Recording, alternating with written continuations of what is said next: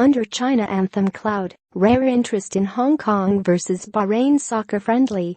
Hong Kong, Reuters. Some activists in Hong Kong say they plan to defy a Chinese law against disrespecting the national anthem by jeering it at international soccer fixtures against Bahrain and Lebanon in the next few days. The controversy is another instance of recent tensions in the former British colony between pro-democracy advocates and China's Communist Party leaders, who have been criticized for tightening their grip on Hong Kong's affairs.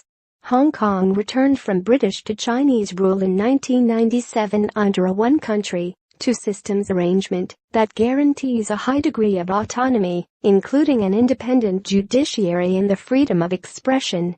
In recent years, some Hong Kong fans have booed the national anthem at soccer matches, with some parallels to protests in the United States, where American football players have knelt during the national anthem, a protest announced by U.S. President Donald Trump. China's parliament on Saturday passed an amendment to its criminal law that extends punishments for publicly desecrating the national flag and emblem to disrespecting the national anthem. Offenders can be jailed for up to 3 years, Xinhua reported. Hong Kong, as part of China, is now obliged to put its own set of laws related to the national anthem to the local legislature, but details including jail terms and the scope of enforcement have yet to be set. For now, though, some fans say they won't change their behavior when Hong Kong play Bahrain in a friendly match on Thursday and Lebanon in an Asian Cup qualifier next Tuesday. "It's something we've always done," said one fan who has attended games for the past few years, including 2 World Cup qualifiers between Hong Kong and China in 2015, that drew jeers from the crowd.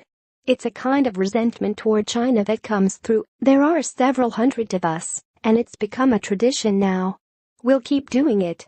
The Hong Kong Football Association, HKFA, was warned by the Asian Football Confederation, AFC, recently over the conduct of fans who booed the Chinese anthem and said a repeat violation may result in more severe punishment. Asked for comment, the AFC didn't specifically address a question on whether they'd been pressed by China to punish Hong Kong, but said a review of video evidence found fans guilty of improper conduct under the AFC's disciplinary and ethics code. Hong Kong's leader, Carrie Lam, has suggested the law would be enacted in the current legislative year and not be applied retrospectively, which would mean fans who jeer before it becomes law locally shouldn't face prosecution. "People should not excessively worry about unwittingly committing an offense. These worries are unnecessary," Lam told reporters. "I don't see this as having any connection to freedom of expression.